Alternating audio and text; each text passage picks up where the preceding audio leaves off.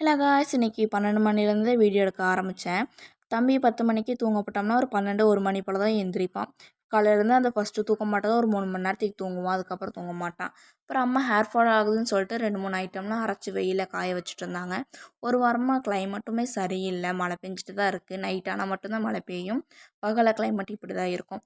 Daily அம்மா துணி துவைச்சி போட்டுருவாங்க தம்பி துணிக்காகவே. அப்புறம் அதெல்லாம் மாடியிலேருந்து எடுத்துகிட்டு வந்து மடித்து வச்சுட்டு இருந்தேன். காயறதெல்லாம் வெளியே காய போட்டுருவேன். அப்புறம் தம்பியோட துணி ஃபுல்லாக களைஞ்சி போய் இருந்தது, அதெல்லாம் மடித்து வச்சுட்ருந்தேன்.